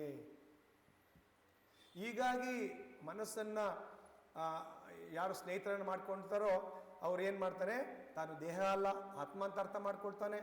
ಆ ಅರ್ಥ ಮಾಡಿಕೊಂಡಾಗ ಅವನೇನು ಮಾಡ್ತಾನೆ, ಎಲ್ಲ ಚಟುವಟಿಕೆಗಳ ಕೇಂದ್ರ ಬಿಂದುವಾಗಿ ಕೃಷ್ಣನನ್ನು ಇರಿಸ್ತಾನೆ. ಎಲ್ಲದರ ಕೇಂದ್ರ ಬಿಂದು ಕೃಷ್ಣನನ್ನು ಮಧ್ಯದಲ್ಲಿಟ್ಕೊಂಡು ಕೇಂದ್ರವಾಗಿ ಇಟ್ಕೊಂಡು ಎಲ್ಲ ಕೆಲಸ ಚೆನ್ನಾಗಿ ಮಾಡ್ತಾನೆ. ಅದು ಮಾತ್ರ ಅಲ್ಲ, ತಾನು ಮಾಡಿರೋ ಪ್ರತಿಯೊಂದರ ಚಟುವಟಿಕೆಗಳ ಫಲಿತಾಂಶವನ್ನು ಭಗವಂತನಿಗೆ ನೀಡ್ತಾನೆ. ಇದೆಲ್ಲ ನಾನು ಮಾಡಿದ್ದು, ನನ್ನದು ಅಂತ ತಗೊಳ್ಳೋದಿಲ್ಲ. ಯಾರು ಮನಸ್ಸನ್ನು ಸ್ನೇಹಿತನನ್ನಾಗಿ ಮಾಡಿಕೊಂಡಿದ್ದಾರೋ ಅವರು. ಎಲ್ಲದರ ಭಕ್ತಾರ, ಎಲ್ಲದರ ಕೇಂದ್ರ ಬಿಂದು ಕೃಷ್ಣ, ಮತ್ತು ಎಲ್ಲದರ ಭಗವಂತ ನನಗೆ ಅವಕಾಶ ಕೊಟ್ಟಿದ್ದಾರೆ ಮಾಡೋಕ್ಕೆ, ನಾನು ಮಾಡ್ತಾ ಇದ್ದೀನಿ, ಅದರಿಂದ ಇದರ ಫಲ ನನ್ನದಲ್ಲ ಅಂದ್ಬಿಟ್ಟು ಎಲ್ಲವನ್ನು ತನ್ನ ಚಟುವಟಿಕೆ ಫಲಿತಾಂಶಗಳನ್ನು ಭಗವಂತನ ನೀಡುತ್ತಾನೆ. ಮತ್ತು ಅವನು ಯಾವತ್ತೂ ಯಾವತ್ತೂ ಮನಸ್ಸನ್ನು ಯಾರು ಫ್ರೆಂಡ್ ಮಾಡ್ಕೊಂಡಿರ್ತಾರೋ ಅವನು ಯಾವಾಗಲೂ ಕೂಡ ತನ್ನ ಒಂದು ಹೆಸರಿಗೋಸ್ಕರ, ಕೀರ್ತಿಗೋಸ್ಕರ ಆಗಲಿ, ತನ್ನ ಒಂದು ಶ್ರೇಯಸ್ಗೋಸ್ಕರ ಆಗಲಿ ಆಸೆ ಪಡೋದಿಲ್ಲ, ಅದಕ್ಕೆ ಹಂಬಲಿಸೋದಿಲ್ಲ. ಈ ರೀತಿಯಾಗಿ ಅವನೇನು ಮಾಡ್ತಾನೆ, ಈ ಭೌತಿಕ ಕ್ರಿಯೆಗಳು ಮತ್ತು ಪ್ರತಿಕ್ರಿಯೆಗಳಿಂದ ಅವನು ಪ್ರಭಾವಿತ ಆಗುವುದಿಲ್ಲ. ಅಂದರೆ ಎಲ್ಲ ನಮ್ಮ ಚಿಂತನೆಗಳು, ಅಂದರೆ ನಮ್ಮ ಮನಸ್ಸು ಯಾವ ರೀತಿ ಅನ್ನೋದು ಭಾಳ ಭಾಳ ಮುಖ್ಯ. ಅದಕ್ಕೊಂದು ಸಣ್ಣ ಕಥೆ ಇದೆ. ಒಂದು ದೇವಸ್ಥಾನವನ್ನು ಕಟ್ತಾ ಇದ್ದಾರೆ. ಆ ದೇವಸ್ಥಾನವನ್ನು ಕಟ್ಟಡ ನಿರ್ಮಾಣದಲ್ಲಿ 3 ಜನ ಕಲ್ಲನ್ನು ಹೊರ್ತಾ ಇದ್ದಾರೆ. ಅಲ್ಲಿ ಒಬ್ಬ ಸಾಧು ಬರ್ತಾರೆ, ಬಂದು ಕೇಳ್ತಾರೆ, ಇವ್ರು ಏನು ಮಾಡ್ತಾ ಇದ್ದಾರೆ ಅಂತ ಕೇಳ್ತಾರೆ. ಮೊದಲನೇ ಅವ್ರು ಹೇಳ್ತಾರೆ, ನಾನು ಕಲ್ಲುಗಳನ್ನ ಹೊರ್ತಾ ಇದ್ದೀನಿ, ದೇವಸ್ಥಾನ ಕಟ್ಟೋದಕ್ಕೆ ಕಲ್ಲುಗಳನ್ನ ಹೊರ್ತಾ ಇದ್ದೀನಿ ನಾನು ಅಂತ ಹೇಳ್ತಾರೆ. ಎರಡನೇವನು ಹೇಳ್ತಾನೆ, ತನ್ನ ಡೈಲಿ ರೊಟ್ಟಿ ಅನ್ನ ಬೇಕಾಗಿದೆ ನನಗೆ, ಅದಕ್ಕೋಸ್ಕರ ನಾನು ಕೆಲಸ ಮಾಡೋದಕ್ಕೋಸ್ಕರ ಕಲ್ಲನ್ನು ಹೊರ್ತಾ ಇದ್ದೀನಿ ಅಂತ ಹೇಳ್ತಾರೆ. ಮೂರನೇ ವ್ಯಕ್ತಿ ಏನು ಹೇಳ್ತಾ ಇದ್ದಾರೆ, ಭಗವಂತನ ಸೇವೆ ಮಾಡ್ತಾ ಇದ್ದೀನಿ ಅಂತ ಹೇಳ್ತಾರೆ. ಮೂವರು ಹೇಳಿರೋ ಆನ್ಸರು ಕರೆಕ್ಟೇ, ಆದರೆ ಮೂವರು ಹೇಳಿದ್ರು ಸರಿಯಾಗಿದೆ. ಆದರೆ ಅವರವರ ಮನಸ್ಥಿತಿಗೆ ಅನುಗುಣವಾಗಿ ಫಲಿತಾಂಶಗಳು ವಿಭಿನ್ನವಾಗಿದೆ. ಮೊದಲನೇ ವ್ಯಕ್ತಿ ಕಲ್ಲು ಹೊರ್ತಾ ಇದ್ದೀನಿ ಅಂದರು, ಅವ್ರಿಗೆ ಒಳ್ಳೆ ಆರೋಗ್ಯ ಸಿಕ್ತು. ಎರಡನೇ ವ್ಯಕ್ತಿಗೆ ಏನು ಸಿಕ್ತು, ಹಣ ಸಿಕ್ತು, ಯಾಕಂದರೆ ಹೊಟ್ಟೆಪಾಡಿಗೆ ಕಲ್ಲು ಹೊರ್ತಾ ಇದ್ದೀನಿ. ಮೂರನೇ ವ್ಯಕ್ತಿಗೆ ಮೋಕ್ಷ ಸಿಕ್ತು, ಯಾಕಂದರೆ ಭಗವಂತನ ಸೇವೆ ಮಾಡ್ತಾ ಇದ್ದೀನಿ ಅಂತ. ಒಂದೇ ಕೆಲಸ, 3 ರೀತಿಯಾದ ಮನಸ್ಥಿತಿಗಳು. ಮತ್ತು ನೆಕ್ಸ್ಟು ಇಂದ್ರಿಯ ತೃಪ್ತಿಯಿಂದ ನಿರ್ಲಿಪ್ತನಾಗುವುದು. ಅಂದರೆ ಯಾರು ಈ ಮನಸ್ಸನ್ನು ಸ್ನೇಹಿತರಾಗಿ ಮಾಡ್ಕೊಂಡಿದ್ದಾರೋ ಅವರು ಏನು ಮಾಡ್ತಾರೆ, ಭಕ್ತಿ ಸೇವೆಯ ಅಭ್ಯಾಸದಿಂದ ಅವರ ಮನಸ್ಸು ನಿಯಂತ್ರಣದಲ್ಲಿರುತ್ತದೆ.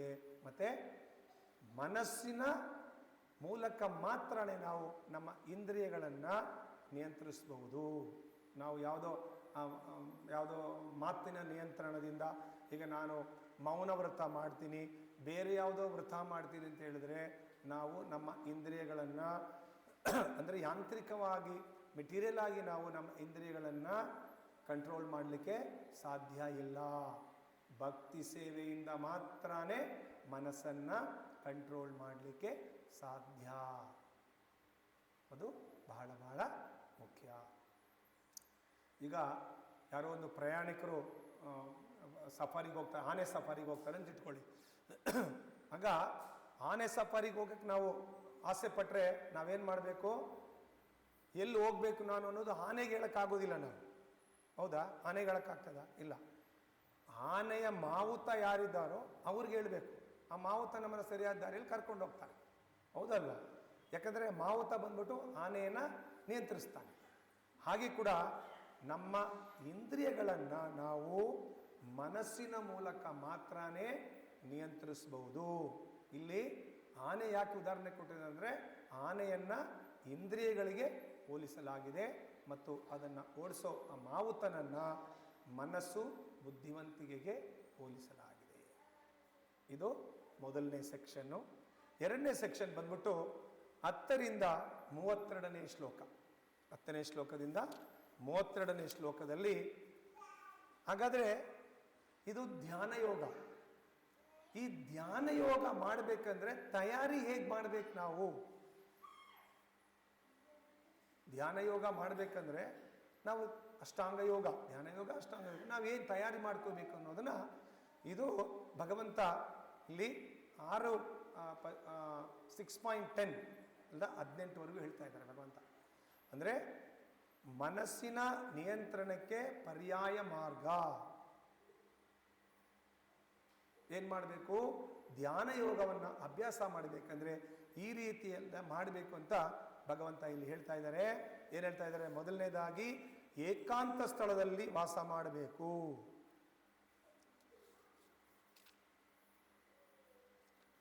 6.11-12 ಶ್ಲೋಕ, 6.11 ಮತ್ತು 12 ಏನು ಹೇಳ್ತಾ ಇದ್ದಾರೆ ಇಲ್ಲಿ?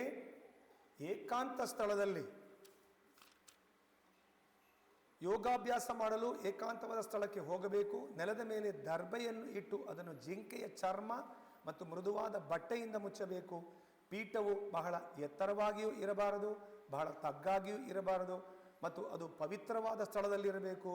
ಯೋಗಿಯು ಅದರ ಮೇಲೆ ದೃಢವಾಗಿ ಕುಳಿತು ತನ್ನ ಮನಸ್ಸನ್ನು, ಇಂದ್ರಿಯಗಳನ್ನು ಮತ್ತು ಕಾರ್ಯಗಳನ್ನು ನಿಗ್ರಹಿಸಿ ಮನಸ್ಸನ್ನು ಒಂದು ಬಿಂದುವಿನಲ್ಲಿ ಕೇಂದ್ರೀಕರಿಸಿ ಹೃದಯವನ್ನು ಶುದ್ಧೀಕರಿಸಲು ಯೋಗಾಭ್ಯಾಸ ಮಾಡಬೇಕು ಅಂತ ಇಲ್ಲಿ 6.11 ಮತ್ತು 6.12 ಶ್ಲೋಕದಲ್ಲಿ ಭಗವಂತ ಹೇಳ್ತಾ ಇದ್ದಾರೆ.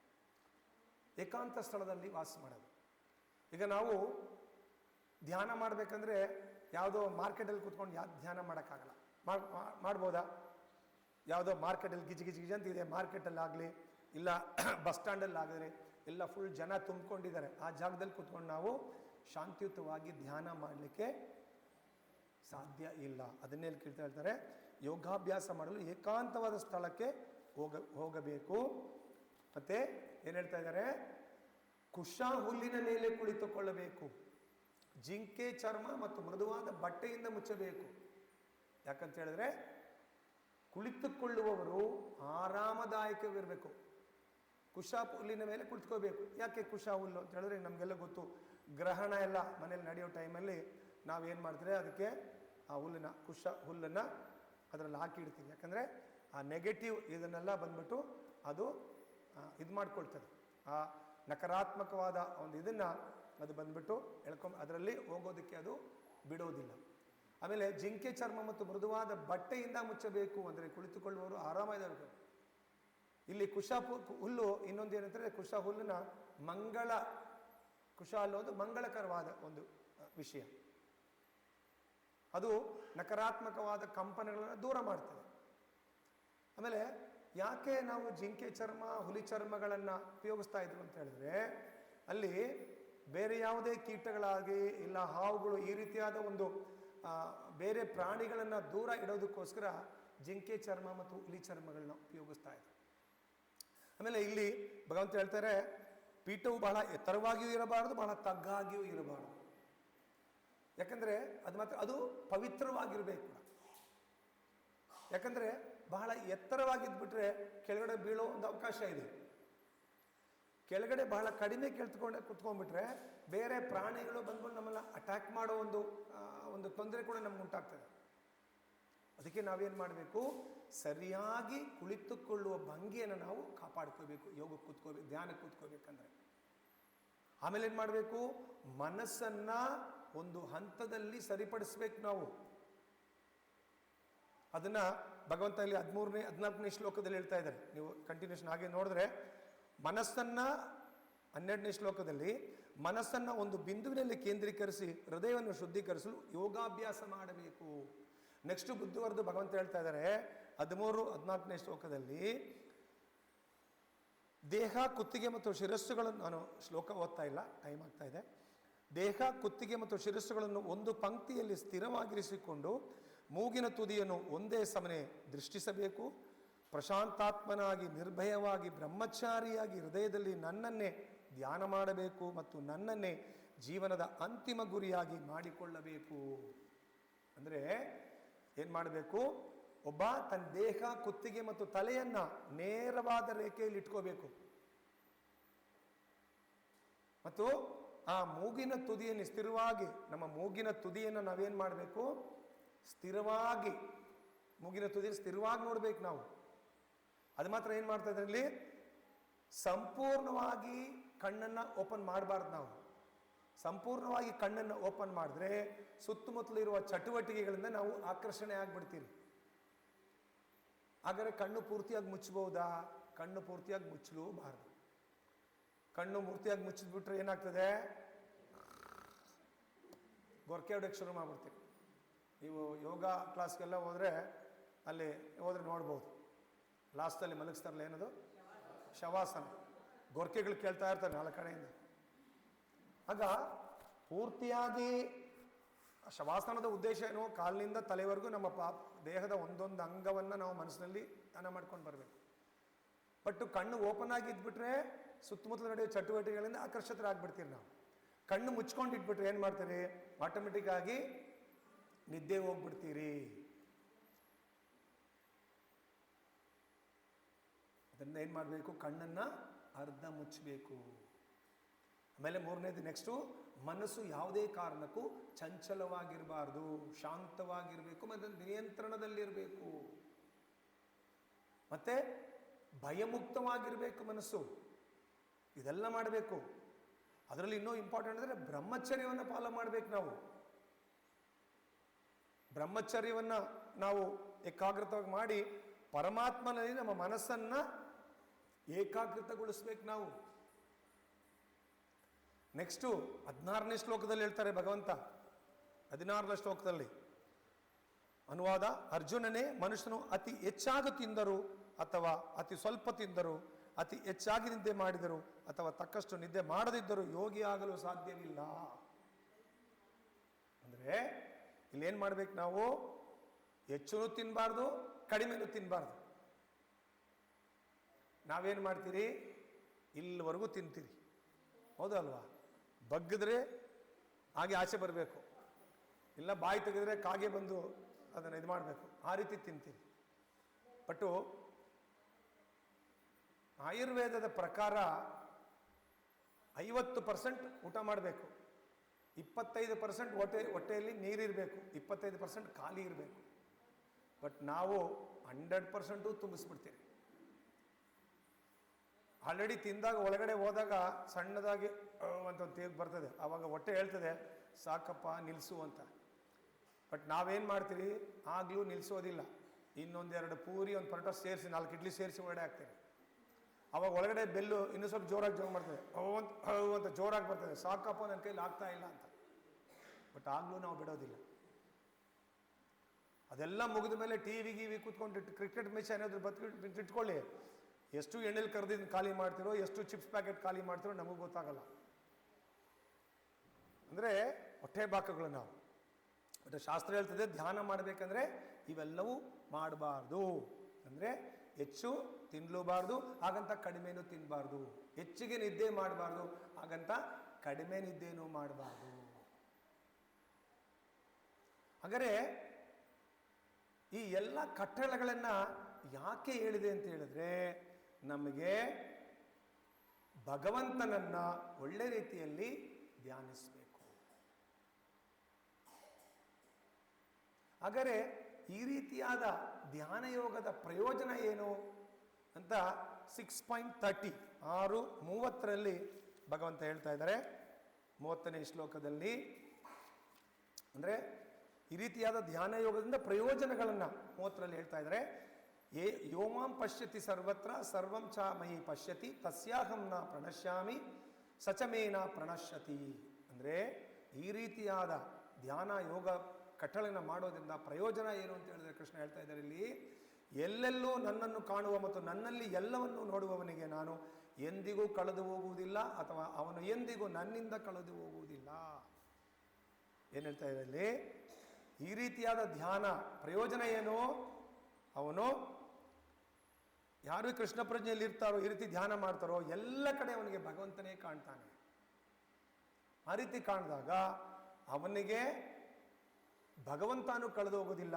ಭಗವಂತನೂ ಹೇಳ್ತಾರೆ ಅವನು ಎಂದಿಗೂ ನನ್ನಿಂದ ಕೂಡ ಕಳ್ಕೋದು, ಅಂದರೆ ನಾನು ಕೂಡ ಅವನ್ನ ಯಾವತ್ತೂ ಮರೆಯೋದಿಲ್ಲ ಅಂತ. ಈಗ ಮುಂದಿನ ಸೆಕ್ಷನ್ ನಾವು ನೋಡೋಣ. ಏನು? ಶ್ಲೋಕ 33ರಿಂದ 36. ಈ 33ರಿಂದ 36 ಏನು ಮಾಡಿದೆ ಅಂತ ಹೇಳಿದ್ರೆ, ಮನಸ್ಸಿನ ನಿಯಂತ್ರಣದ ಬಗ್ಗೆ ಚರ್ಚೆ ಮಾಡಿದೆ. ಮನಸ್ಸನ್ನು ಯಾವ ರೀತಿ ನಿಯಂತ್ರಣ ಮಾಡೋದು ಅಂದರೆ, ಈ ಮನಸ್ಸು ಯಾವ ರೀತಿ ಅಂತ ಹೇಳಿದ್ರೆ, ನೀತಿಶಾಸ್ತ್ರದಲ್ಲಿ ಮನಸ್ಸಿನ ಬಗ್ಗೆ ಒಂದು ಚರ್ಚೆ ಇದೆ. ಈ ಮನಸ್ಸನ್ನು ಯಾವುದಕ್ಕೆ ಹೋಲಿಸ್ತಾರೆ ಅಂತ ಹೇಳಿದ್ರೆ, ಒಂದು ಕೋತಿ ಮಂಗನಿಗೆ ಹೋಲಿಸ್ತಾರೆ. ಮಂಗ ಯಾವತ್ತೂ ಒಂದು ಕಡೆ ಇರೋದು ನೋಡಿದ್ದೀರಾ? ಆ ಕಡೆ ಈ ಕಡೆ, ಆ ಕಡೆ ಈ ಕಡೆ, ಆ ಕಡೆ ಈ ಕಡೆ, ಒಂದು ಕೊಂಬೆಯಿಂದ ಕೊಂಬೆಯಿಂದ ಆಡ್ತಾ ಇರ್ತದೆ. ಸೇಮ್ ಮನಸ್ಸು ಅದೇ ರೀತಿನೇ. ಅದೇ ಮಂಗನಿಗೆ ಸ್ವಲ್ಪ ಹೆಂಡ ಕುಡಿಸ್ಬಿಟ್ರೆ, ಬ್ರ್ಯಾಂಡಿ ಕುಡಿಸ್ಬಿಟ್ರೆ ಆ ಮಂಗ ಏನಾಗ್ತದೆ? ಆಯ್ತಾ? ಆ ರೀತಿ ಹೆಂಡ ಕುಡಿದ ಮಂಗವನ್ನ ಒಂದು ಚೇಳು ಕುಟ್ಬಿಟ್ರೆ ಯಾವ ರೀತಿ ಆಗ್ತದೆ ಯೋಚನೆ ಮಾಡಿ. ಆಲ್ರೆಡಿ ಹೆಂಡ ಕುಡ್ಕೊಂಡಿರೋ ಆಲ್ರೆಡಿ ಮಂಗ ಒಂದು ಕಡೆ ಇರೋದಿಲ್ಲ, ಆ ಕಡೆ ಈ ಕಡೆ ಅಲ್ದಾಡ್ತಾ ಇರ್ತದೆ. ಆ ಮಂಗ ಹೆಂಡ ಕುಡಿದ್ಬಿಟ್ರೆ ಏನಾಗ್ತದೆ ಯೋಚನೆ ಮಾಡಿ. ಆ ಹೆಂಡ ಕುಡಿದಿರೋ ಮಂಗನಿಗೆ ಒಂದು ಚೇಳು ಕಚ್ಬಿಟ್ಟು ಅಂತ ಇಟ್ಕೊಳ್ಳಿ. ಆ ಚೇಳು ಕುಟ್ಟಿರೋ ಮಂಗನಿಗೆ ಒಂದು ದೆವ್ವ ಹಿಡ್ಕೊಂಡ್ಬಿಡ್ತು ಅಂತ ಇಟ್ಕೊಳ್ಳಿ. ಸೇಮ್ ನಮ್ಮ ಮನಸ್ಸನ್ನ ನೀತಿಶಾಸ್ತ್ರ ಆ ಮಂಗನಿಗೆ ಹೋಲಿಸಿದ್ದಾರೆ. ನಮ್ಮ ಮನಸ್ಸು ಆ ರೀತಿಯಾದದ್ದು ಅಂತ ನೀತಿಶಾಸ್ತ್ರ ಇಲ್ಲಿ ಮಂಗನಿಗೆ ನಮ್ಮ ಮನಸ್ಸನ್ನು ಹೋಲಿಸಿದ್ದಾರೆ. 5000 ವರ್ಷಗಳ ಹಿಂದೆ ಅರ್ಜುನ ಹೇಳ್ತಾರೆ, ದ್ವಾಪರ ಯುಗದಲ್ಲಿ ಮನಸ್ಸಿನ ಕಷ್ಟ ನನಗೆ ಅಂತ. ಈ ಧ್ಯಾನ ಯೋಗದ ಬಗ್ಗೆ ಎಲ್ಲ ಕೇಳ್ಬಿಟ್ರು ಅರ್ಜುನ. ಕೇಳ್ಬಿಟ್ಟು ಏನು ಹೇಳ್ತಾರೆ? ಅದನ್ನು ನನಗೆ ಅಭ್ಯಾಸ ಮಾಡಲಿಕ್ಕೆ ಕಷ್ಟ ಆಗ್ತದೆ ಅಂತ ಹೇಳ್ಬಿಟ್ಟು 33ನೇ ಶ್ಲೋಕದಲ್ಲಿ ಹೇಳ್ತಾ ಇದ್ದಾರೆ. ಏನು ಹೇಳ್ತಾರೆ 33ನೇ ಶ್ಲೋಕದಲ್ಲಿ? ಅರ್ಜುನ ಉವಾಚ ಯೋಯಂ ಯೋಗಸ್ತ್ವಯ ಪ್ರೋಕ್ತ ಸಾಮ್ಯೇನ ಮಧುಸೂದನ ಏತಸ್ಯಾಹಂ ನ ಪಶ್ಯಾಮಿ ಚಂಚಲಂ ತ್ವಾತ್ ಸ್ಥಿತಿಸ್ಥಿರಾಂ.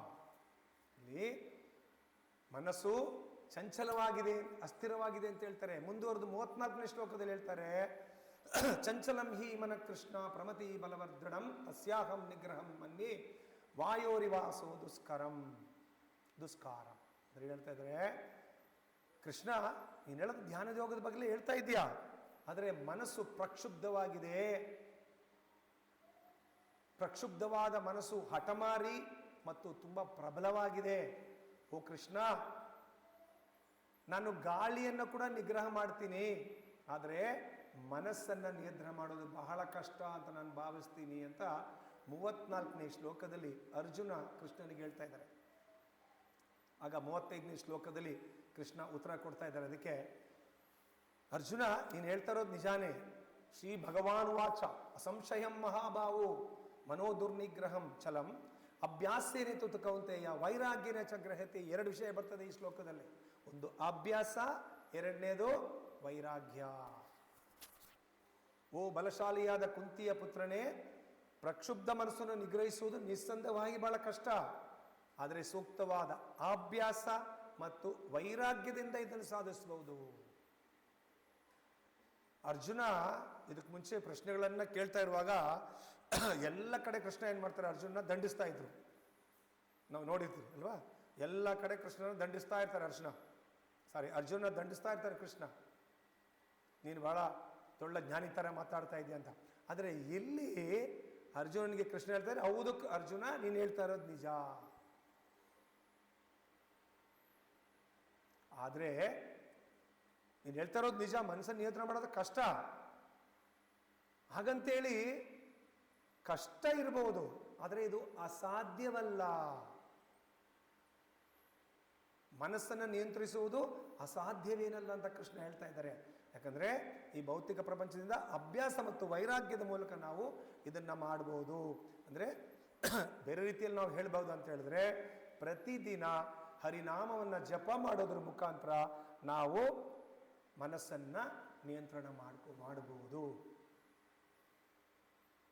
ಅದರಲ್ಲೂ ಬೆಳಗ್ಗೆ ಬ್ರಹ್ಮ ಮುಹೂರ್ತದಲ್ಲಿ ಎದ್ದು ಯಾರು ದಿನಾಲು ನಾವು ಹರಿನಾಮವನ್ನು ಹರೇ ಕೃಷ್ಣ ಕೃಷ್ಣ ಕೃಷ್ಣ ಹರೇ ಹರೇ, ಹರೇ ರಾಮ ರಾಮ ರಾಮ ಹರೇ ಹರೇ, ಈ ಮಹಾಮಂತ್ರವನ್ನು ಯಾರು ಬ್ರಹ್ಮ ಮುಹೂರ್ತದಲ್ಲಿ ಬೆಳಗ್ಗೆ ಎದ್ದು ಈ ನಾಮವನ್ನು ಜಪ ಮಾಡ್ತಾರೋ ಖಂಡಿತವಾಗ್ಲೂ ಇಲ್ಲಿ ಕೃಷ್ಣ ಹೇಳ್ತಾರೆ ಸೂಕ್ತವಾದ ಅಭ್ಯಾಸ ಮತ್ತು ವೈರಾಗ್ಯ.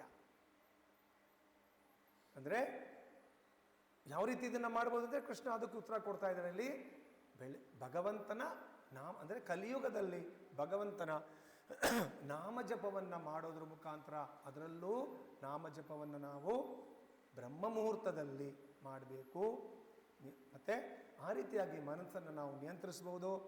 ಯಾಕಂದರೆ ಸ್ವಂತ ಅಭ್ಯಾಸದಿಂದ ನಾವು ಮನಸ್ಸನ್ನು ನಿಯಂತ್ರಣ ಮಾಡಲಿಕ್ಕೆ ಸಾಧ್ಯ ಇಲ್ಲ ಅಂತ ಇಲ್ಲಿ ಕೃಷ್ಣ ಹೇಳ್ತಾ ಇದ್ದಾರೆ. ಭಾಳ ಬೇಗ ಹೋಗ್ತೀನಿ. ಆಗ ಇಲ್ಲಿ ಅರ್ಜುನ ಇನ್ನೊಂದು ಪ್ರಶ್ನೆ ಕೇಳ್ತಾನೆ. ಮುಂದಿನ ಸೆಕ್ಷನ್ ಬಂದ್ಬಿಟ್ಟು 37ರಿಂದ 45. 37ರಿಂದ 45 ಶ್ಲೋಕದಲ್ಲಿ ಈಗ ಈ ರೀತಿ ಮಾಡ್ತೀರಿ, ಓಕೆ, ನಾವು ಯಶಸ್ವಿ ಆಗೋದಿಲ್ಲ, ಅವರ ಭವಿಷ್ಯ ಏನು ಅಂತ ಅರ್ಜುನ ಪ್ರಶ್ನೆ ಕೇಳ್ತಾ ಇದ್ದಾರೆ. ಅಂದರೆ ಪ್ರಾರಂಭದಲ್ಲಿ ನಾವು ಇದನ್ನು ಮಾಡ್ತೀರಿ, ಮಾಡಿಬಿಟ್ಟು ಆಮೇಲೆ ಏನು ಮಾಡ್ತೀರಿ, ಪ್ರಾಪಂಚಿಕವಾದ ವ್ಯವಹಾರಗಳಲ್ಲಿ ಆ ಒಂದು ಕಾರಣದಿಂದ ನಾವೇನು ಮಾಡ್ತೀರಿ, ಅದು ನಮಗೆ ಮಾಡಲಿಕ್ಕೆ ಮುಂದುವರ್ಸಕ್ಕೆ ಸಾಧ್ಯ ಇಲ್ಲ. ಅವರ ಭವಿಷ್ಯ ಏನು ಅನ್ನೋದು ಇಲ್ಲಿ ಅನ್ನೋದ್ರ ಬಗ್ಗೆ 41ನೇ ಶ್ಲೋಕದಲ್ಲಿ ವಿವರಿಸಲಾಗಿದೆ. 41ನೇ ಶ್ಲೋಕದಲ್ಲಿ ಹೇಳ್ತಾ ಇದ್ದಾರೆ, ಏನು ಹೇಳ್ತಾ ಇದ್ದಾರೆ, ಯೋಗಭ್ರಷ್ಟನು ಪುಣ್ಯಜೀವಿಗಳ ಲೋಕಗಳಲ್ಲಿ ಬಹುಕಾಲ ಸಂತೋಷವಾಗಿದ್ದು ಆನಂತರ ಧರ್ಮಾತ್ಮರ ಮನೆಯಲ್ಲಿ ಅಥವಾ ಶ್ರೀಮಂತ ಕುಟುಂಬದಲ್ಲಿ ಹುಟ್ಟುವನು. ಅಂದರೆ ಮೊದಲನೇ ಸ್ಟಾರ್ಟಿಂಗ್ ಸ್ಟೆಪ್ಪಲ್ಲೇ ಈ ಧ್ಯಾನ ಯೋಗವನ್ನು ಅಭ್ಯಾಸ ಮಾಡಲಿ, ಪ್ರಾಪಂಚಿಕವಾದ ಒಂದು ಇದರಿಂದ ಅದನ್ನು ಮಾಡೋಕ್ಕಾಗ್ದಿಲ್ಲ, ಬಿಟ್ಬಿಟ್ರಿ ಅಂತ ಇಟ್ಕೊಳ್ಳಿ, ಅವರ ಪರಿಸ್ಥಿತಿ ಏನು ಅನ್ನೋದು ಪ್ರಶ್ನೆ. ಅದಕ್ಕೆ ಭಗವಂತ ಉತ್ತರ ಕೊಡ್ತಾ ಇದ್ದಾರೆ. ಆ ರೀತಿ ಯೋಗ ಭ್ರಷ್ಟರಾದವರು ಏನು ಮಾಡ್ತಾರೆ, ಪುಣ್ಯ ಜೀವಿಗಳ ಲೋಕಗಳಲ್ಲಿ ಬಹುಕಾಲ ಸಂತೋಷವಾಗಿದ್ದು ಆನಂತರ ಅವ್ರೇನು ಮಾಡ್ತಾರೆ, ಧರ್ಮಾತ್ಮರ ಮನೆಯಲ್ಲಿ ಇಲ್ಲ ಬಹಳ ಶ್ರೀಮಂತ ಕುಟುಂಬಗಳಲ್ಲಿ ಅವರು ಜನ್ಮ ತಳೀಲಿಕ್ಕೆ ಒಂದು ಅವಕಾಶ ಇದೆ ಅಂತ ಇಲ್ಲಿ ಭಗವಂತ ಹೇಳ್ತಾ ಇದ್ದಾರೆ. ಮತ್ತೊಂದೆಡೆ ಇನ್ನೊಂದು ಪ್ರಶ್ನೆ ಅರ್ಜುನ ಕೇಳ್ತಾ ಇದ್ದಾರೆ, ಏನೋ ಓಕೆ, ಇದು ಪ್ರಾರಂಭಿಕ ಹಂತ. ಕೆಲವರು ಬಹಳ ದೀರ್ಘವಾಗಿ ಇದನ್ನು ಮಾಡ್ತಾರೆ, ಎಷ್ಟೋ ವರ್ಷಗಳು ಮಾಡ್ತಾರೆ, ಬಹಳ ದೀರ್ಘವಾದ ಕಾಲ ಈ ಧ್ಯಾನ ಯೋಗವನ್ನು ಅಭ್ಯಾಸ ಮಾಡಿ ಅದರಲ್ಲಿ ಯಶಸ್ವಿಯಾಗಿ ಮತ್ತೆ ವಿಫಲವಾದಾಗ, ಮೊದಲನೇ ನಾವು ಹೇಳಿದ್ದು 41ನೇ ಶ್ಲೋಕದಲ್ಲಿ ಪ್ರಾರಂಭಿಕ ಹಂತದಲ್ಲೇ ನಾವು ಕೆಳಗಡೆ ಬಿದ್ದಾಗ, ಎರಡನೇದು 42ನೇ ಶ್ಲೋಕದಲ್ಲಿ ಭಗವಂತ ಹೇಳ್ತಾ ಇದ್ದಾರೆ, ದೀರ್ಘವಾದ ಅಭ್ಯಾಸ ಮಾಡಿ ಭಾಳ ವರ್ಷಗಳ ನಂತರ ಇದರಲ್ಲಿ ನಾವು ವಿಫಲವಾಗಿಬಿಟ್ರೆ ಅವರ ಭವಿಷ್ಯವನ್ನು 42ರಿಂದ 45ನೇ ಶ್ಲೋಕದಲ್ಲಿ ವಿವರಿಸಲಾಗಿದೆ. ಅಲ್ಲೇನು ಹೇಳ್ತಾ ಇದ್ದಾರೆ, 42ನೇ ಶ್ಲೋಕದಲ್ಲಿ ದೀರ್ಘಕಾಲದ ಯೋಗಾಭ್ಯಾಸದ ನಂತರ ವಿಫಲವಾದರೆ ಅವನು ಖಂಡಿತವಾಗಿಯೂ ಬುದ್ಧಿವಂತಿಕೆಯಲ್ಲಿ ಶ್ರೇಷ್ಠರಾಗಿರುವ ಅತೀಂದ್ರಿಯವಾದಿಗಳ ಕುಟುಂಬಗಳಲ್ಲಿ ತನ್ನ ಜನ್ಮವನ್ನು ತೆಗೆದುಕೊಳ್ಳುತ್ತಾನೆ. ನಿಸ್ಸಂಶಯವಾಗಿ ಜಗತ್ತಿನಲ್ಲಿ ಅಂತಹ ಜನ್ಮ ಅಪರೂಪವಾದದ್ದು. ಎರಡನೇದು 43ನೇ ಶ್ಲೋಕದಲ್ಲಿ ಹೇಳ್ತಾ ಇದ್ದಾರೆ. ನೆಕ್ಸ್ಟ್ ಮುಂದುವರೆದು ಭಗವಂತ ಹೇಳ್ತಾ ಇದ್ದಾರೆ, ಇದೆಲ್ಲ ಮಾಡಿದವನು ಏನಾಗ್ತದೆ, ತನ್ನ ಹಿಂದಿನ ಜನ್ಮದಲ್ಲಿ ಮಾಡಿರೋ ಒಂದು ಜ್ಞಾಪಕ ಇರ್ತದೆ, ತನ್ನ ಹಿಂದಿನ ಜೀವನದ ದೈವಿಕ ಪ್ರಜ್ಞೆಯ ಆ ಪ್ರಜ್ಞೆ ಅವನಲ್ಲಿ ಇರೋದ್ರಿಂದ ಅದರ ಒಂದು ಬಲದಿಂದ ಅವನೇನು ಮಾಡ್ತಾರೆ, ಸ್ವಯಂ ಚಾಲಿತವಾಗಿ ಈ ಒಂದು ರೀತಿಯ ಕೃಷ್ಣ ಪ್ರಜ್ಞೆಯ ತತ್ವಗಳಿಗೆ, ಈ ಧ್ಯಾನಗಳಿಗೆ ಅವನೇನು ಮಾಡ್ತಾನೆ, ಅದಕ್ಕೆ ಆಕರ್ಷಿತನಾಗ್ತಾನೆ. ಆಕರ್ಷಿತನಾಗಿ ಏನು ಮಾಡ್ತಾನೆ ಅದನ್ನು ಆ ಒಂದು ಶಾಸ್ತ್ರದ ವಿಧಿಗಳ ಮೇಲೆ, ತತ್ವಗಳ ಮೇಲೆ ಅವನೇನು ಮಾಡ್ತಾನೆ, ನಿಲ್ಲುತ್ತಾನೆ. ಅಂದರೆ ಇದೆಲ್ಲವೂ ಆ ಪ್ರಜ್ಞೆ ಭಾಳ ದೀರ್ಘಕಾಲದಲ್ಲಿ ಮಾಡಿರೋದ್ರಿಂದ ಆ ಪ್ರಜ್ಞೆ ಅವನಿಗೆ ಭಾಳ ಸುಲಭವಾಗಿ ಸಹಾಯ ಮಾಡ್ತದೆ. ಮುಂದುವರೆದು 45ನೇ ಶ್ಲೋಕದಲ್ಲಿ ಈ ಯೋಗಿಯು ಮತ್ತಷ್ಟು ಪ್ರಗತಿಯನ್ನು ಮಾಡುವಲ್ಲಿ ಪ್ರಾಮಾಣಿಕ ಪ್ರಯತ್ನದಿಂದ ತನ್ನನ್ನು ತೊಡಗಿಸಿಕೊಂಡಾಗ ಎಲ್ಲ ಕಲ್ಮಶಗಳನ್ನು ತೊಡೆದು ಹಾಕುತ್ತಾನೆ. ನಂತರ ಅಂತಿಮವಾಗಿ ಅನೇಕ ಜನ್ಮಗಳ ಅಭ್ಯಾಸದ ನಂತರ ಪರಿಪೂರ್ಣತೆಯನ್ನು ಸಾಧಿಸುತ್ತಾನೆ. ಅವನು ಸರ್ವೋಚ್ಚ ಗುರಿಯನ್ನು ಸಾಧಿಸುತ್ತಾನೆ. ಅಂದರೆ 45ರಲ್ಲಿ ಏನು ಹೇಳಿದೆ, ಎಲ್ಲ ಕಲ್ಮಶಗಳನ್ನು ತೊಳ್ಕೊಳ್ತಾನೆ, ತೊಳ್ಕೊಂಡು ಏನು ಮಾಡ್ತಾನೆ, ಇನ್ನೂ ಶುದ್ಧನಾಗ್ತಾನೆ. ಶುದ್ಧನಾಗಿ ಇನ್ನಷ್ಟು ಪ್ರಗತಿಯನ್ನು ಸಾಧಿಸೋಕ್ಕೋಸ್ಕರ ಅವ್ರು ಏನು ಮಾಡ್ತಾರೆ, ಶ್ರದ್ಧಾಪೂರ್ವಕವಾಗಿ ಪ್ರಯತ್ನ ಮಾಡ್ತಾನೆ. ಈ ರೀತಿ ಸುಮಾರು ಜನ್ಮಗಳನ್ನು ಕಳೆದ ಮೇಲೆ ಪರಿಪೂರ್ಣತೆಯನ್ನು ಪಡೆದು ಕೃಷ್ಣ ಹೇಳ್ತಾರೆ, ಬಹುನಾಂ ಜನ್ಮನಾಮಂತೆ ಜ್ಞಾನವಾನ್ ಮಾನ್ ಪ್ರಪದ್ಯಂತೆ ವಾಸುದೇವ ಸರ್ವಮಿತಿ ಸಮಹಾತ್ಮ ಸುದುರ್ಲಭವ. ಬಹುನಾಂ ಜನ್ಮನಾಮಂತೆ, ಎಷ್ಟೋ ಜನ್ಮಗಳನ್ನು ಪಡೆದ ಮೇಲೆ ಒಬ್ಬನಿಗೆ ಗೊತ್ತಾಗ್ತದೆ ಭಗವಂತ ಕೃಷ್ಣ ದಿವೋತ್ತಮ ಪರಮ ಪುರುಷ. ಇಲ್ಲಿ ಅದು ಹೇಳ್ತಾ ಇದ್ದಾರೆ, ಅವನು ಪರಿಪೂರ್ಣತೆಯನ್ನು ಪಡೆದು ಪರಮ ಗುರಿಯನ್ನು ಸಾಧಿಸ್ತಾನೆ ಅಂತ ಇಲ್ಲಿ ಹೇಳ್ತಾ ಇದ್ದಾರೆ. ನೆಕ್ಸ್ಟು ಕೊನೆಯ ಸೆಕ್ಷನ್ ಏನಪ್ಪ ಅಂತ ಹೇಳಿದ್ರೆ, ಮುಂದಿನ ಕೊನೆಯ ಸೆಕ್ಷನ್ 46 ಮತ್ತು 47.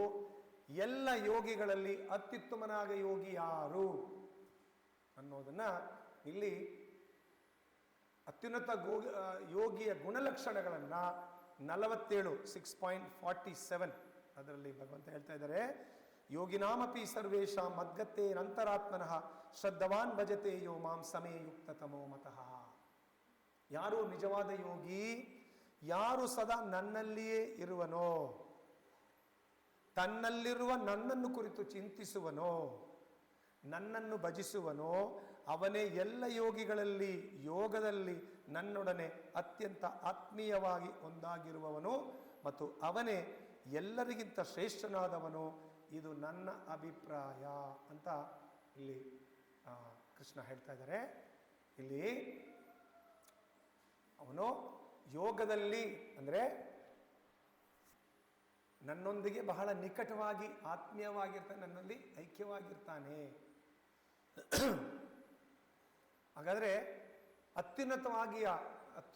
ಅತ್ಯುನ್ನತವಾಗಿರೋ ಯೋಗಿಯ 2 ಲಕ್ಷಣಗಳು ಯಾವುದು ಅಂತ ಹೇಳಿದ್ರೆ, ಅವನು ಯಾವಾಗಲೂ ಒಬ್ಬ ಅತ್ಯುನ್ನತ ಯೋಗಿ ಬಂದ್ಬಿಟ್ಟು ಯಾವಾಗಲೂ ಭಗವಂತನ ಹೆಸರು, ರೂಪ ಮತ್ತು ಲೀಲೆಗಳನ್ನು ಯಾವಾಗಲೂ ಧ್ಯಾನ. ಅಂದರೆ ಈ ಅತ್ಯುನ್ನತ ಯೋಗಿ ಯಾರು ಅನ್ನೋದು ಬಹಳ ಮುಖ್ಯ. ಅವನಲ್ಲಿ 2 ಗುಣಲಕ್ಷಣ ಇರ್ತದೆ.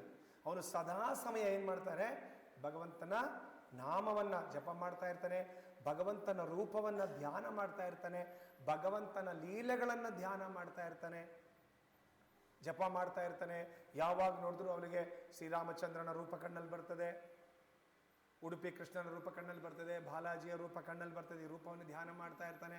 ಭಗವಂತನ ಹೆಸರನ್ನು ಧ್ಯಾನ ಮಾಡ್ಕೊಳ್ತಾ ಇರ್ತಾನೆ. ಭಗವಂತನಿಗೆ ಒಂದೊಂದು ಲೀಲೆ ಮಾಡಿದಾಗ ಎಷ್ಟೆಷ್ಟೋ ಹೆಸರುಗಳಿದೆ, ಅದನ್ನು ಧ್ಯಾನ ಮಾಡ್ಕೊಳ್ತಾ ಇರ್ತಾನೆ.